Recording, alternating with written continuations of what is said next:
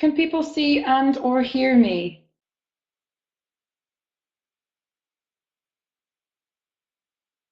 Good. Yes, yes, yes, yes, yes, yes, yes, yes. Awesome. Cool.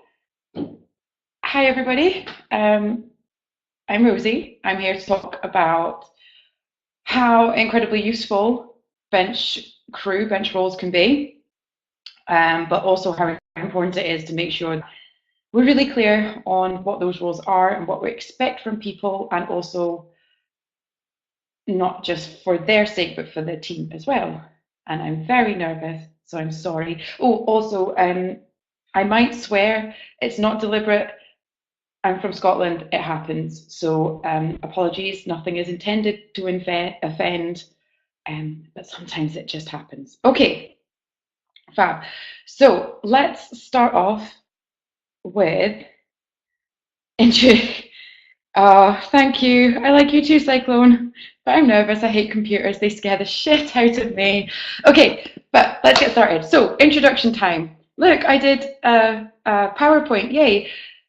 On the whiteboard, which I'm going to open in a minute, in your best handwriting, because writing with a mouse is really hard, just pop down what your current role is. I know a lot of us will have done multiple roles in roller derby, but put your current primary role, where you're from, and how long you've been involved in roller derby, just for a couple of seconds or minutes, just so that we know who else we're talking to a little bit.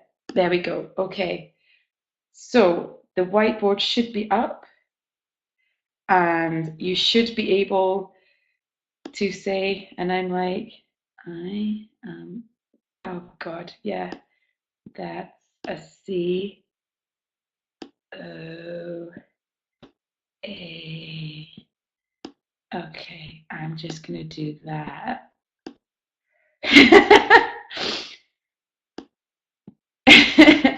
And I'm not going to write Scotland, it'll take up too much. There you go.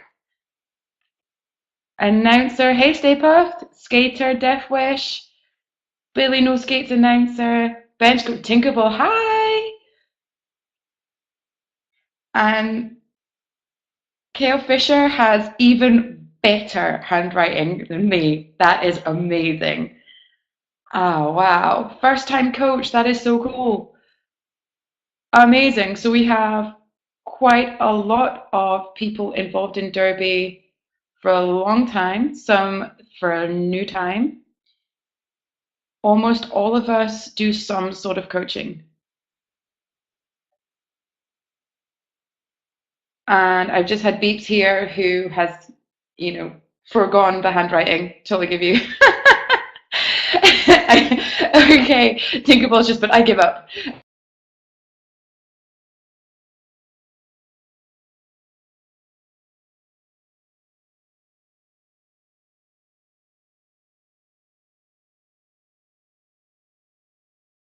Like I'm completely still to me. My screen is frozen. No, there it is.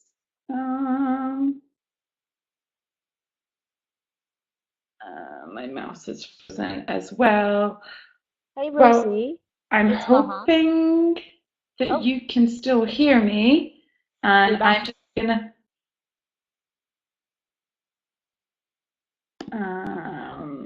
go back here. Okay, so we're back. Yay, we're back. Okay, thank you everyone for your bestest handwriting. It was beautiful. I am honored.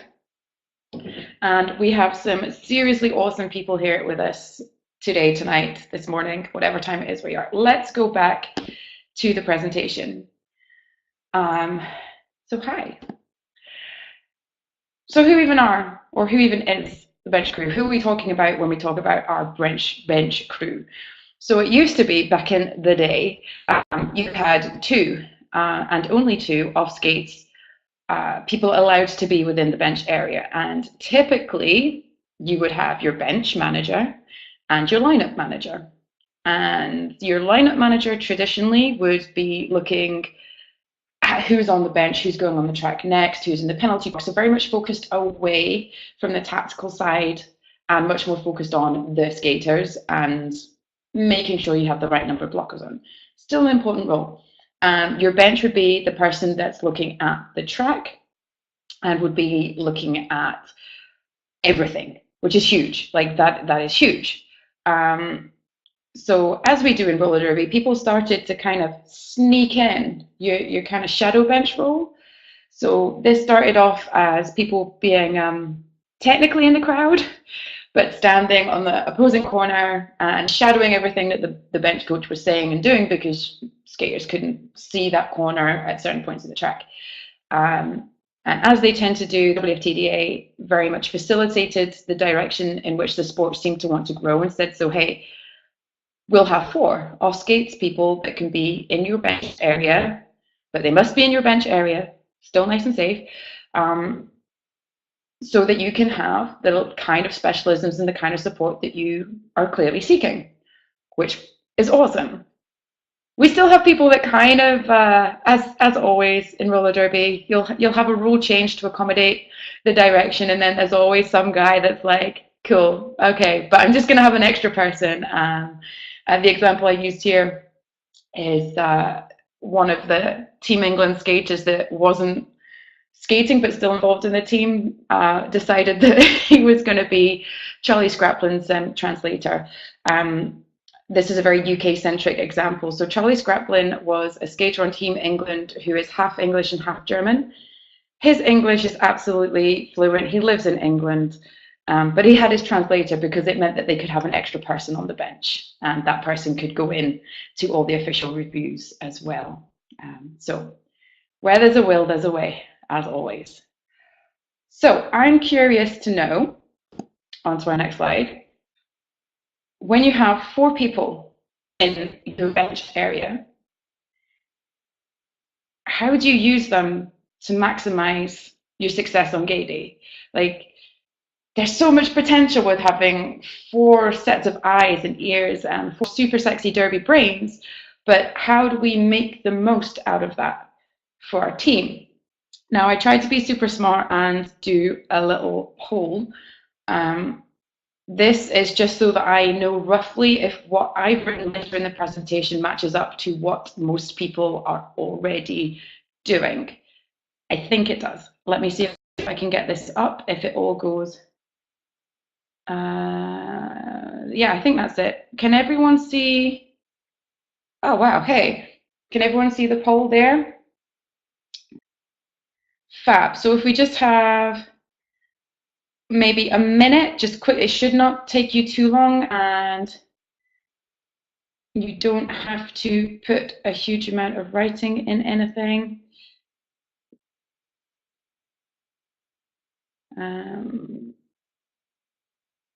Yes, so sorry, I think people saying that the shadow bench is sometimes called the ghost, and they have also said that they have a bench coach, a jammer coach, your alternate, as you know, the person that wears the A, pack coach, LUM, and someone to do stats. Sweet, thank you, Tinkerbell.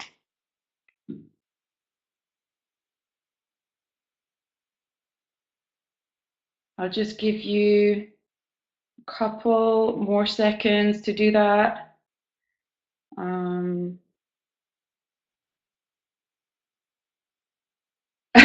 Tinkerbell's like, I just jumped the gun. That's okay. You jump that gun all you like. So far we have like maybe 10% of people have done the poll. So I'll just give you a minute or so more, but then we'll move on. But it looks as though, oh, that's interesting. Sorry, I can see all your results. I feel like I am the font of all knowledge right now. So I'm just going to make a couple of notes.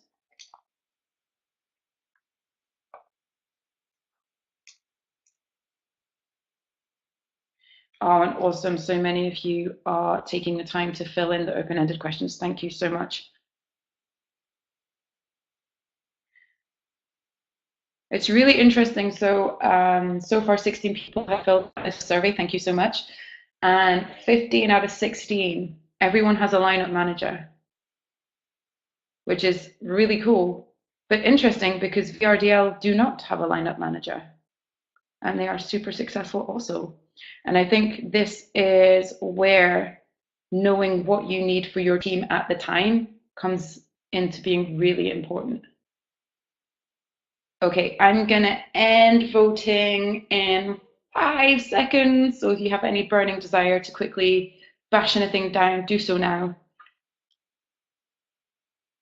And Kyle Fisher has just put something in the comments as well, saying that they vote in annually.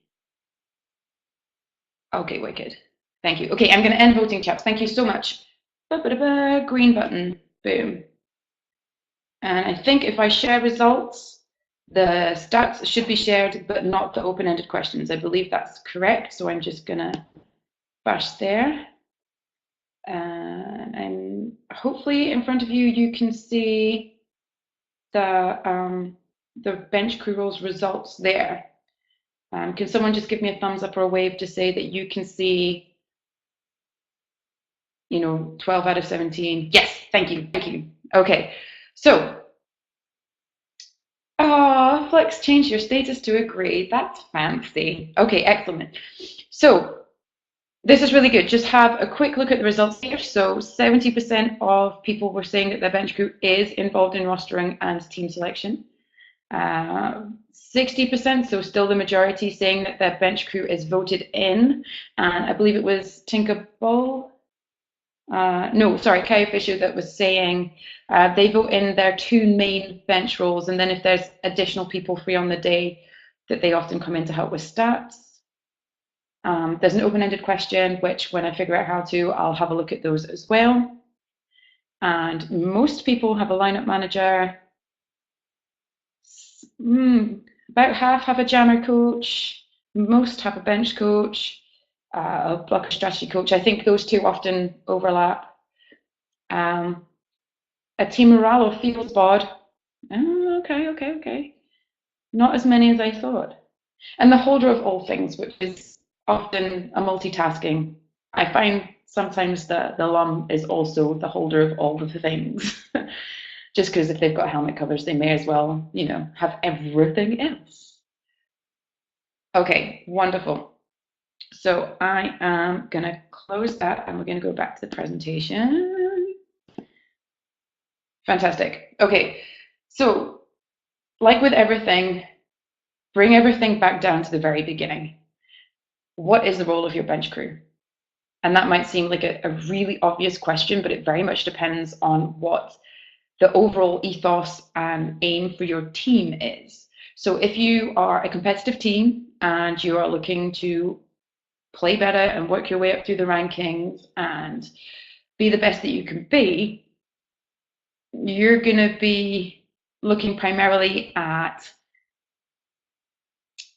things that are going to help with strategy, with making sure that officiating and the way that things are going on track is very much allowing you to play that strategy. Whereas if you are a league that is there to have fun, you're recreational, you're not necessarily going to need someone that's going to be going into the middle and asking questions about points. Maybe you're just going to have someone that's going to make sure everyone's coming off having a good time and interacting with the crowd. I think most of us, our background is competitive roller derby, but I don't want to neglect that we have lots of other kinds of leagues out there that also love this sport. And I don't think you should ever follow suit of the top teams just because they're the top teams. The reason that for them is that they've given it thought. So the fact that VRDL don't have a lineup manager, it might have just been that they couldn't come over or whatever, but I've also seen Vienna come over to play Crime City. This was a few years ago, and they had no bench crew whatsoever. I think they had like 8 skaters and they smashed it. But it's what they needed to do as a team. So I think just giving it that thought. You'll see at the bottom there's a quick task. Make a note to yourself, what is your team's primary goal? Like, what is it that when you have your AGM or your yearly event, what is it that your team says, right, this is why we turn up to training and this is why we play roller derby and this as a team or league, this is what we want to do this year. And how is that focused in your game day setup? Okay, ready to move on. Okay, so these were some of the role ideas that I've seen in play, but also that I think personally are quite useful depending on what you're looking for. We're going to go through these quite quickly because I would like to open up some more discussion from other people, and also talk more about why it's important to define these roles rather than just have, oh, you're the Jammer coach. Okay, what does that mean? So here we go.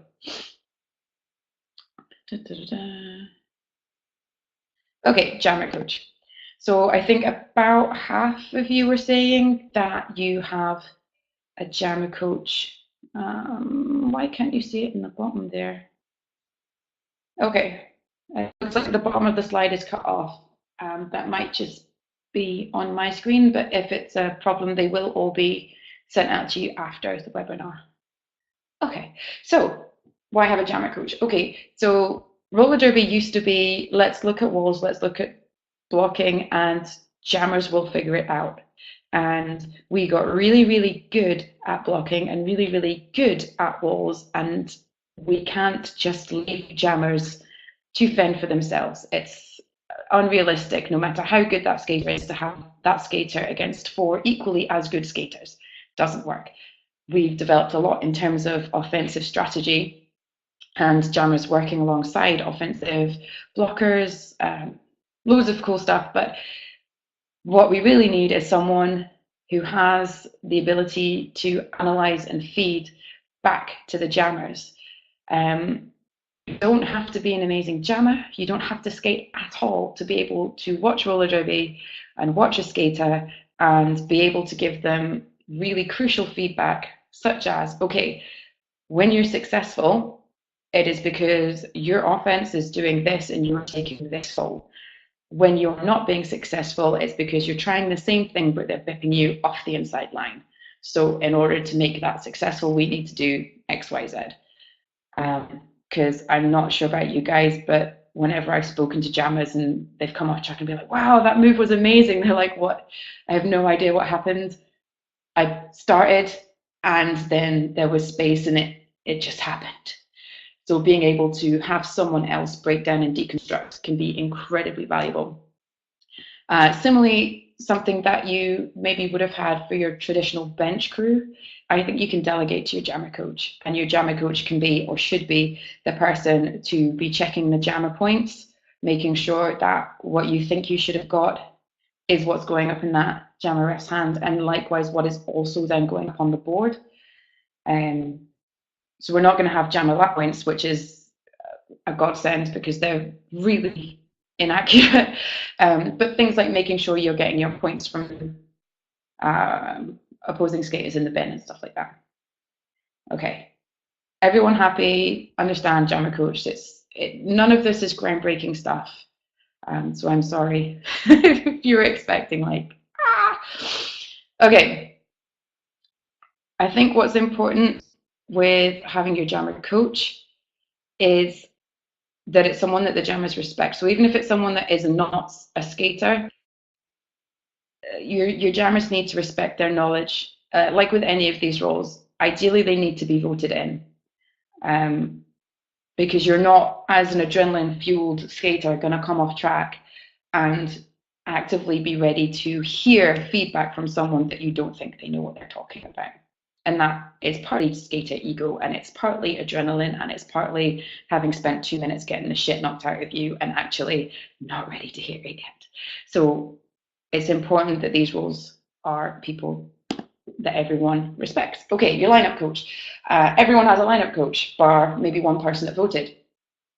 So fundamentally, this is making sure you have the right number of people on track in the right positions.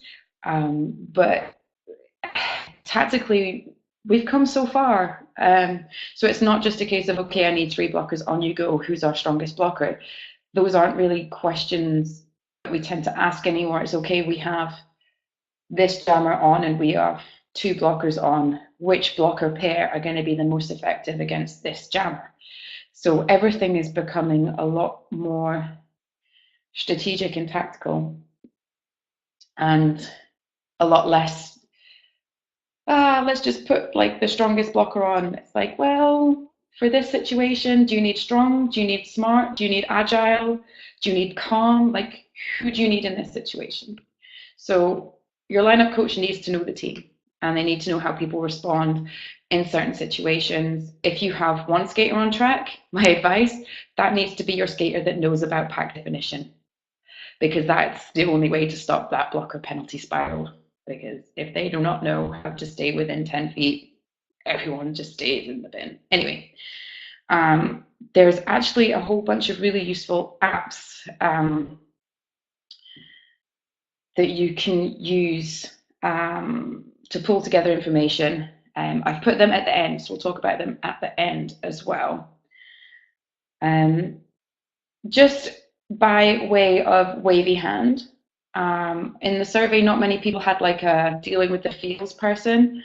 How many people generally come off track and their skaters offload to the lineup? Just because they are the person that is focused on the bench. Do we have generally people come off and go, okay, so we have maybe one or two people agreeing there. Cool. Which is absolutely fine if your lineup knows and expects that to happen. If your lineup coach is not expecting to need to manage other people's feels, that can be really problematic. Okay, I have just realized that my chat has not been scrolling down. Yay, I'm great at computers.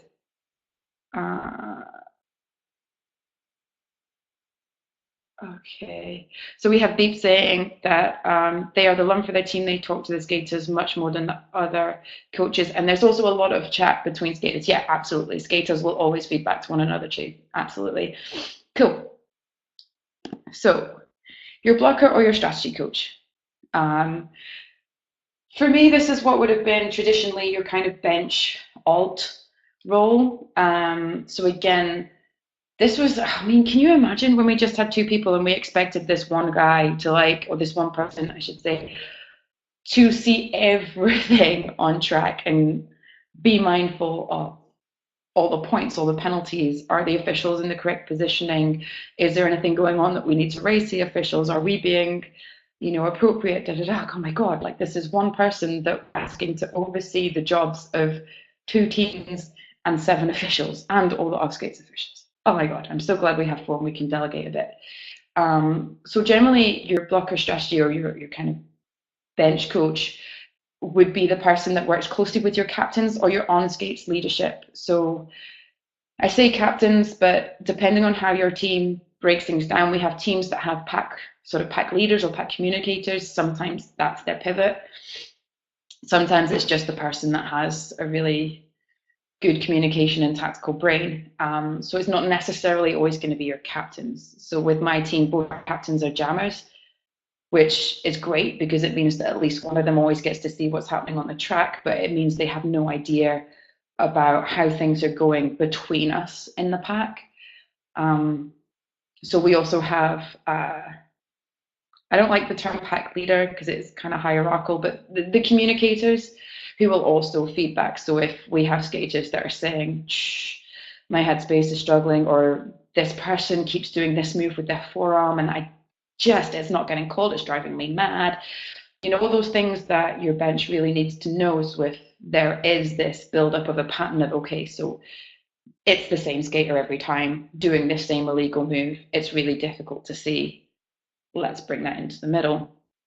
But they're not getting bombarded with this information from 15 different people. It's channeled up, which I think is important because if you're having to look at 10 million things on track and then also be prepared to hear 20 voices coming behind you, one of those things is going to give. And there's lots of important information. Okay. Being this person is really hard. You need to be someone that has a very objective mind and somebody who is capable of taking a breath to think before going for that official review or for responding immediately. I say this because skaters will come off track and say things that are to them entirely true and right, but fueled with adrenaline and often incredibly subjective. Whereas as the off skates people on the bench, you have the ability to see much more without all the chemicals. I mean, you definitely have some chemicals going through your body. Adrenaline is a thing for bench crew, but you have much more objective perspective. And sometimes that can be a conflict that needs to be managed. So how many people have had a skater come off and say, oh my God, this forearm wasn't called, it was terrible, they punched me in the face so hard. And then actually what you saw from the outside was that skater themselves was being a bit of a dick, and it was actually friendly fire, and their own skater hit them in the face. And, you know, sometimes having to say, yeah, totally, I will bring that up at the next earliest convenience, which will be never, because it's not convenient, because it didn't happen. But if you just react and go, oh my God, that's terrible, let's take it to the ref straight away, it's not too good a use of your time, and it's certainly a waste of the official's time. Okay. I have spoken a lot. It's weird because I cannot see you. Is everyone having a fun time?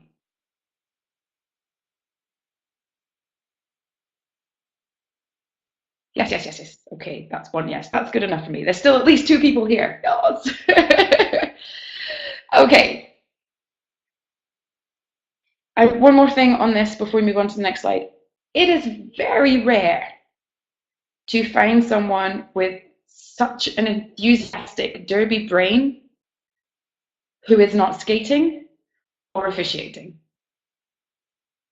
It is very rare to find someone that is totally, totally dedicated to the role of being a bench coach who is not, and I'm going to phrase this carefully because I mean this to say that this role is incredibly important. And the people that you have on your bench are game changers.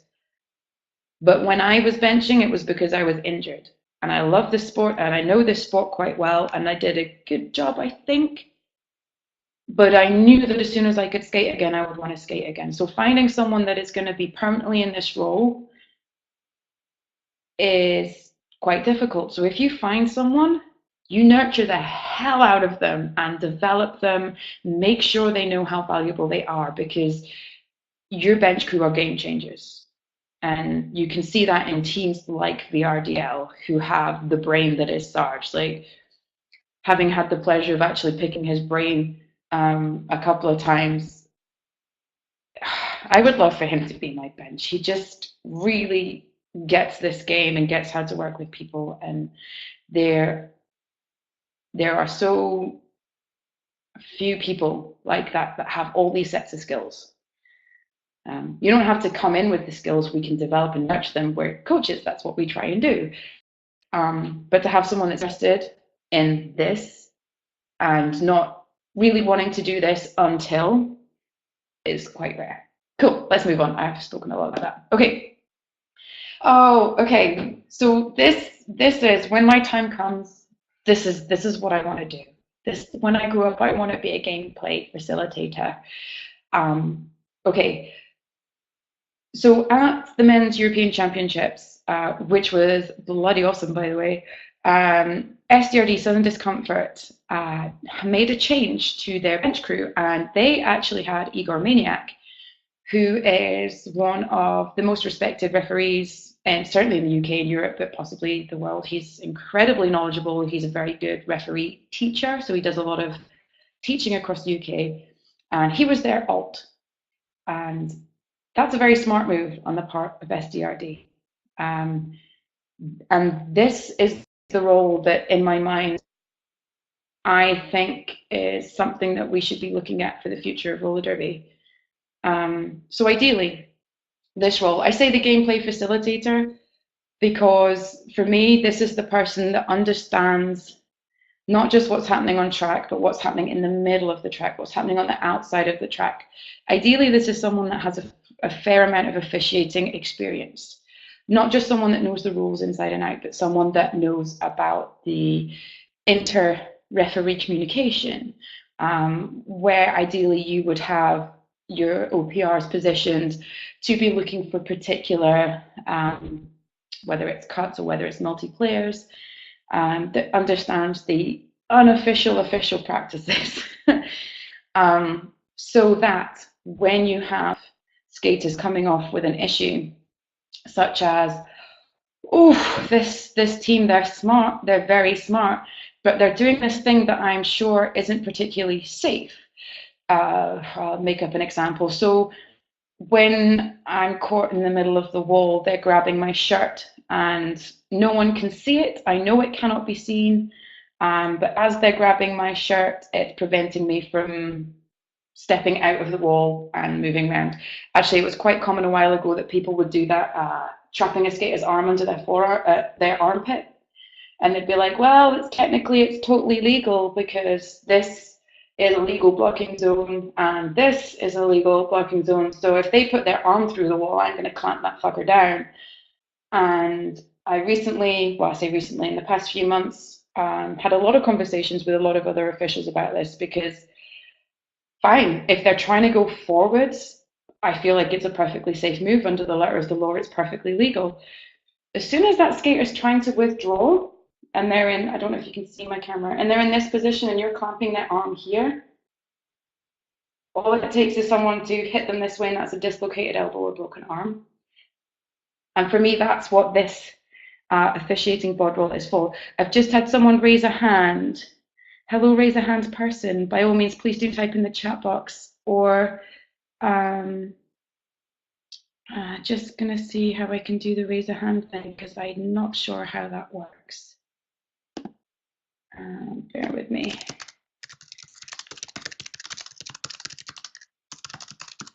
Okay. Oh, and I'm typing in caps, sorry. Okay. So for that, that's not an officiating error, but it's something that your skaters may be coming off track saying that is advantageous to the opposition or can't be seen or whatever. If your bench goes in and says, right, so the other team is committing a penalty and we want you to sort it out, there's not a lot the officials can do with that. They can say, okay, we'll try looking for it, but they're already looking for it. There's 7 people already doing their absolute best to continue with a safe and fair game of roller derby. So if you have someone that understands about positioning, it might be that they can, it might be that they can say something much more precise that the officials can actually respond to in a much more proactive way, such as having skatings feeding back that there's this particular issue within this area of the pack. I understand that it can't be seen. I'm wondering if it would be possible for the front OPR to hang further forward so that they have a good view down the center of the pack, and they may be in a better position to see this action taking place. A lot more precise, and it's in no way saying do a better job or this isn't fair and we don't like it. It's like, okay, I'm hearing what the skates are saying, you're doing a grand job. Can we adjust things slightly so that you're in a position where if this is happening, you're in a better position to see it? That way it keeps it safe, because that's everyone's priority, and it keeps it fair, and it means that we can continue to play an awesome game of roller derby where the team with the best strategy and the best skaters wins, not necessarily the people who are best at cheating and getting away with it. I don't like that. So that's all there in that role. Something that is really important to my heart is that this role is not about trying to manipulate the officiating crew. So this isn't about using your knowledge to intimidate, particularly if it's an officiating crew that's building their experience.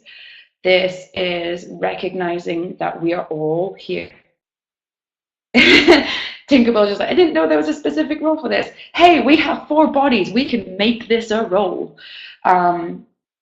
And I think this is a really smart way to use one of those four bodies. But that's me. And SDRD did this at a recent tournament as I'd written this, and I was like, okay, if one of the most successful teams in the world is doing this and it's something that's been in my head, I'm going to put it in here.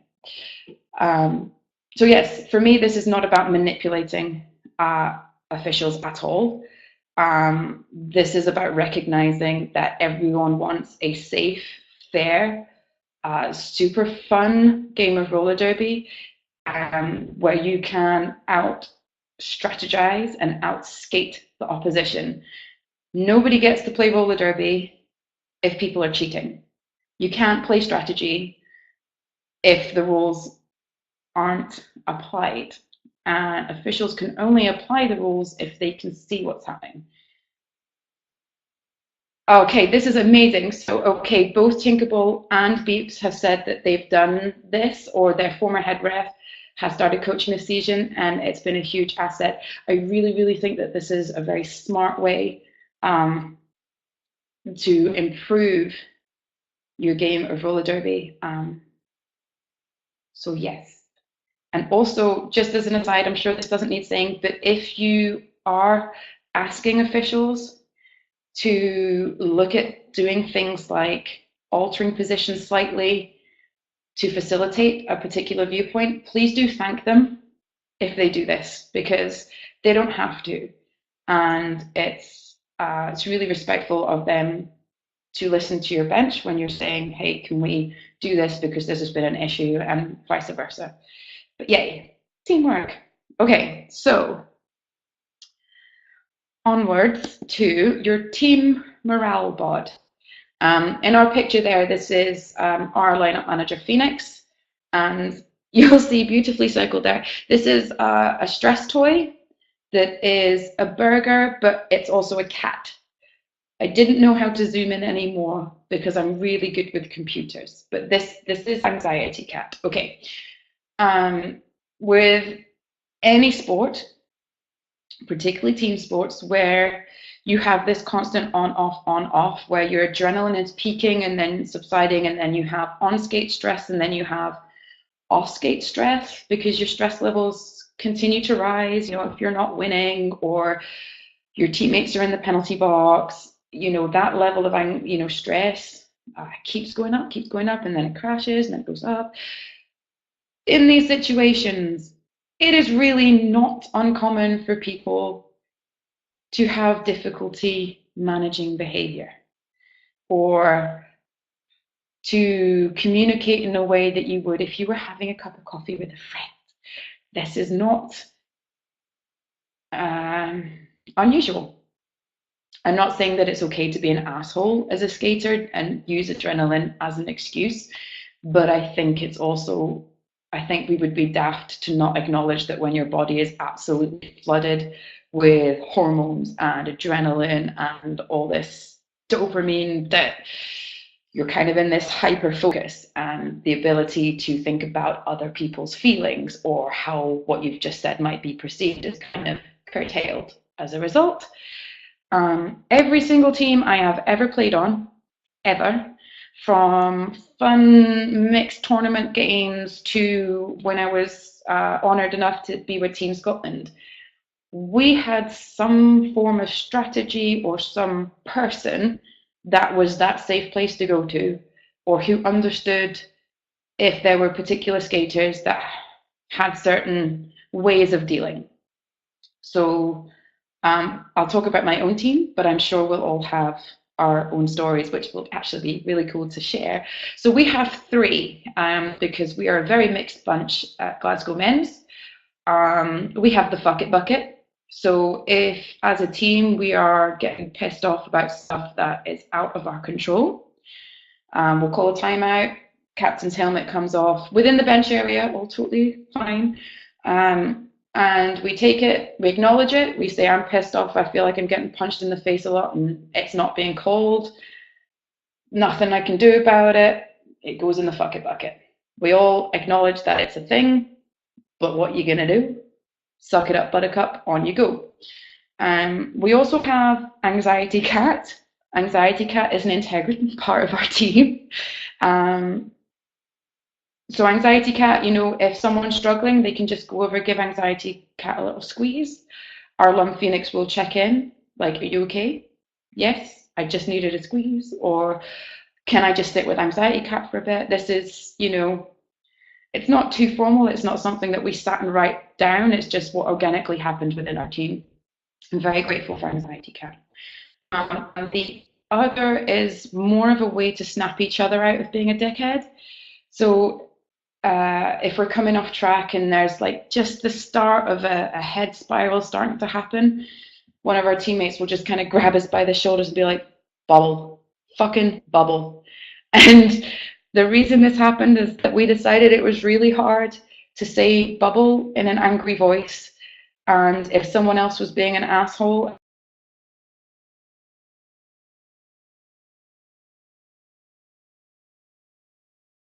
and their response would be like, I'm fucking fine, of course I'm fine, leave me alone.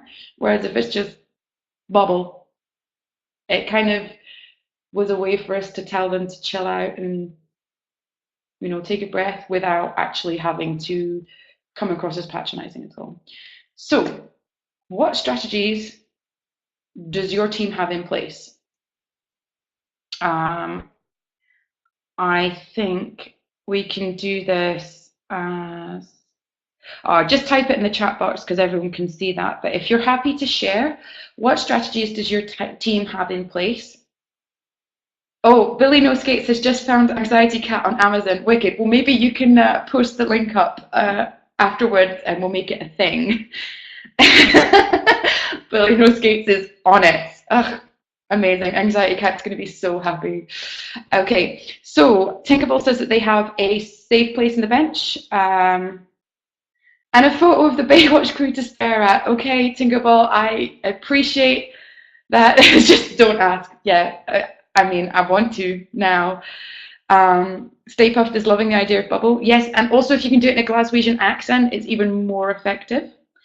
Flux is saying the primal scream to release negative feelings to the sky rather than at each other or at the refs.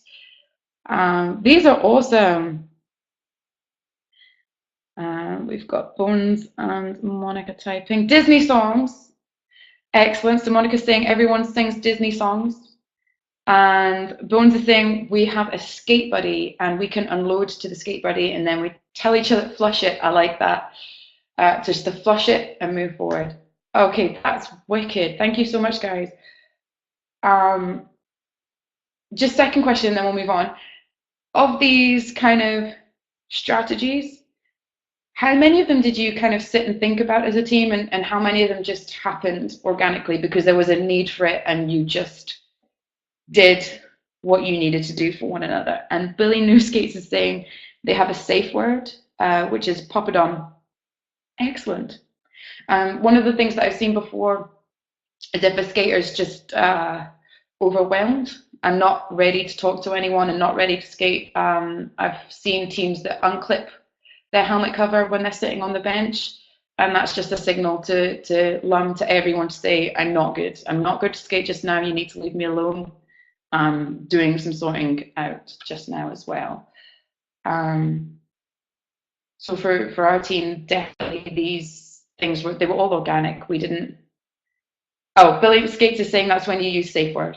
Poppadom is the equivalent of unclipping the helmet. Okay. A previous interim Lum did it on the B team. Oh, so this is okay, wicked. So really good. We've got people that have taken stuff that's been introduced from one team and brought it into another because it is really successful. Awesome. So lots of people, if you don't have one of your 4 people as an actual designated emotional sponge, if you don't have someone that is doing a job and also able to deal with the feels, I would definitely recommend having a couple of formal, informal strategies that as a team, everyone understands. So not everyone's going to want to use the same thing. Some people might primal scream, some people might Anxiety Cat, but make sure that there's actual, if you don't have a person that is your, okay, I just need to offload person, which is fine. We're adults, and to some extent we should be looking to developing ways of managing our own shit. But if you don't have a person, make sure you have a strategy, because it's going to happen. People are going to need some offloading. Okay, so let's move on. Thank you so much, everyone, for that. That was really cool. Okay, I feel like this should be called the spy. So an opposing team analyst. I'm not just talking about when you're sitting as a team looking at all the footage on YouTube and making notes and, you know, oh, I was speaking to so-and-so who I'm friends with that skates with this league. By the way, did you know this person's got a bit of a dodgy ankle? Not that stuff. I'm talking about your game day. I would say that this person can be someone in the crowd. I don't think you need to sacrifice one of your 4 on bench positions for this. I think this can be someone that, like the traditional shadow or ghost bench, who kind of is technically in the crowd, but very much working for you. As much as you have people focused on the success of your own team and what's working and what's not working, have a spy. Have someone sitting who's not looking at your team at all, because you have people doing that. Have someone looking at the other team, and entirely the other team, who can look specifically at when and where they're successful and try. I mean, most of us will be able to look at a team and know what their jam start strategy is, and we'll mostly be able to figure out that their biggest jammer threat is this guy or this guy. Yeah, sorry, I use guy to be gender neutral. I apologize. This person or this person. But sometimes having someone looking and saying, okay, so when Jammer Zero is getting out, it's because the offense from this person is taking out the brace, and then they're doing this move, and then it's successful. Because the people focused on your team are not necessarily going to see that sequence of movements. They're going to see the offense comes in, this happens, and then the jammer gets out. So have someone that pays as much attention to the opposition as you are to your own team, and I promise you, you will, particularly at half time, if you can give 5 minutes of your half time to, okay, let's walk through the sequence of what the opposition are doing to us and let's come up with a counter to it now, your second half is going to be more successful than your first. And we are very much, we didn't know this, but we are very much a second half team, because we're still relatively new as a team. We've only been going for 2 years. And what we find works best for us is that we gather a butt ton of information at half time. We walk it through. And then in the second half, we know not only what we need to, in our heads, think about, but we felt it and we've muscle memoried it. And that was something that worked really well for us this season, and definitely something that we will take forward. Okay, moving on. Oh my God, time flies. Okay, so when we did the poll at the beginning, the vast majority of you were saying that your bench crew are involved in your pre-game stuff. So whether they are involved in actively coaching, or whether they come to coaching and they're looking at skaters and who's working with who. Out of interest, I know a couple of people said that you maybe have 2 primary bench crew, and then other people that, as and when they're available, you fill up those other 2 roles. I'm just curious as to how structured or how formal your bench crew input is. So even just very quickly on the chat, if people can, just the last question: does each bench member give feedback for their particular area? Or is it more of we take their views on board? Because I feel like if you have someone who you're trusting on game day to be giving specific feedback to your jammers, or to be giving feedback to your blockers in terms of strategy, like, you trust them, you know that they know their stuff, otherwise they wouldn't be there. Man, pick their brains throughout the entire season, right? Like, have people involved as much as possible and make use of their awesomeness as much as possible.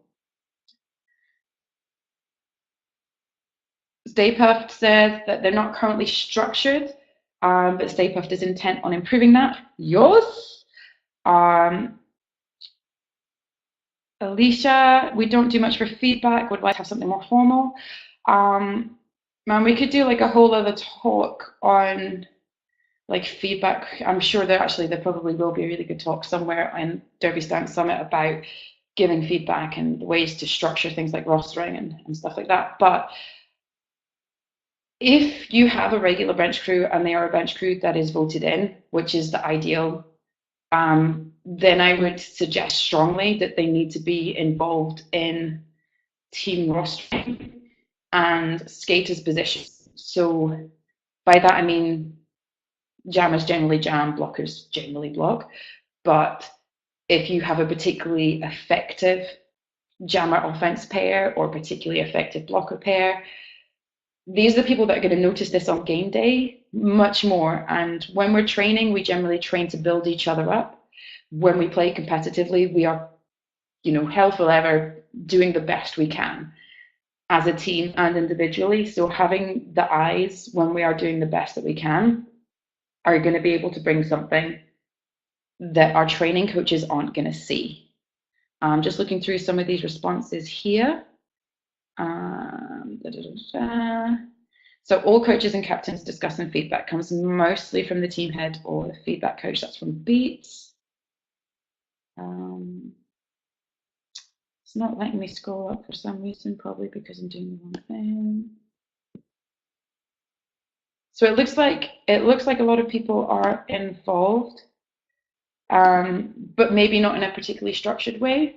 Whatever works for you, but I think having some form of loose structure not only makes your bench crew feel more legitimate and shows that their views are structurally appreciated, but also means that if you have your lineup giving feedback to a skater, that skater knows where it comes from and knows to expect it to come from that area as well. Just managing expectations. Okay, cool. This is something that I feel really strongly about. Bench crew debriefing and care. Okay, so we all know that it's important to debrief as a leadership team, whether that's your captains and your bench crew or your head coach or whatever. You've had a game, you've either won or lost, you've played well or you've played shit. Either way, you're going to get together and you're going to look at what happened, what to work on, set your training, all that stuff. The perspective that your bench crew brings is unique and invaluable. It's not a case of, let's take the stats book and look at it whilst we look at footage, which is like one part of a jigsaw puzzle, but your bench crew have not only the objective view of what's happening on track or on the bench, but they get so much information from skaters' behavior, like who supports who, who actually really stepped up on game day and could potentially be a really good communicator role, who actually pivoted a bit and did a really good job. Maybe we need to be looking at moving them to a jam rotation. There's a couple of questions coming up here that are really interesting and I am going to come to at the end. One is about recruiting bench staff and the other is how to educate or develop. Okay, so we're going to do that. What I would say is when it comes to your bench crew debrief, 2 hours, like 1 to 2 hours minimum, which seems like a lot of time, but by the time you can individually look at the footage, make your notes and bring it together, but there's more information than you'll anticipate. And you're not just deconstructing, you're also then planning and then putting a program together of moving forward. So it takes time, but it is worth it. I'm not going to go to the whiteboard because we have 4 minutes and there's some questions that people want to ask. So I'm going to move on. A couple of things I'm going to blast through because they're on the slides that you'll get afterwards. The first is, this was bloody awesome. So there was a live penalty tracker app. I don't know what it was. I am trying to find out. As soon as I know, I will share it with you. But at Men's European Champs, there was a tablet on each of the benches that had both teams' penalties, like the penalty tracking page, that live updated from the NSOs. It made things so much easier. It meant that we didn't have to go in and out or towards the box to look over someone's shoulder. It was fab. If I can find that, I will share that with you. The other, and I love this, on derbyontoast.com, there is a jammer heat map. So you can track not just individual opposition jammers, but as a whole, where exactly they're getting out on the track. And then when you're taking it back, your team has a visual to see where they need to strengthen the defenses. A couple of people saying you track penalties on the lineup sheet, which is awesome. But if you didn't have to, how much brain space would you have for other things? That's like, I'm a technophobe, but even I fucking love this stuff. Okay, I'm going to look at recruitment and education in this bit here. I know a lot of us will have done benching. The crash after a game or tournament is really bad for a lot of people because you have a huge amount of adrenaline and all these stress hormones, but you don't have the physical exercise, you don't have the dopamine to balance this out. And it can make you feel really, really shit after a game. We all know that tournament blues is a real thing. Don't just check in with your skaters and make sure that everyone's physically fine. Look after your bench crew.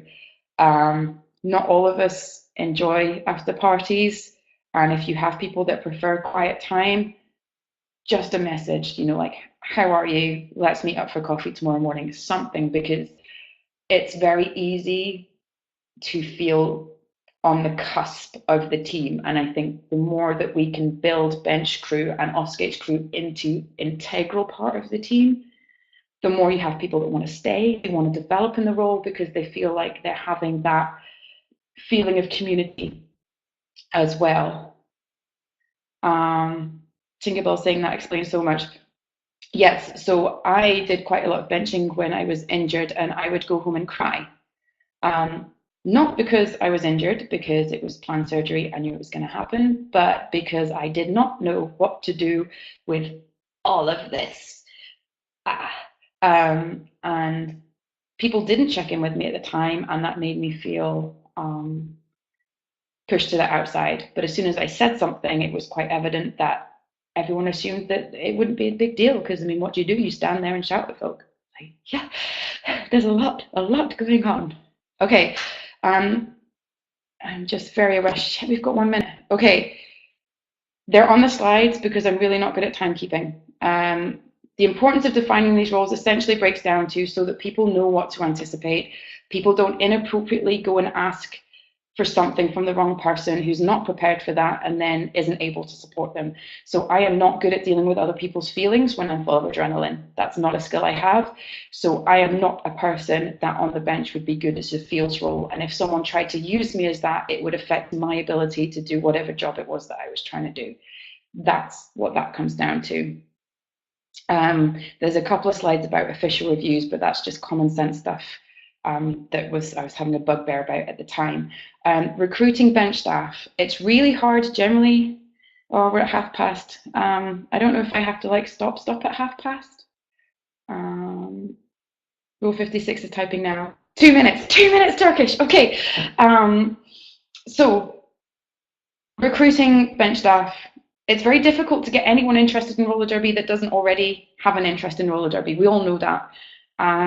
However, we have several announcers here attending this webinar. We have people that coach. We have people that are involved as skaters.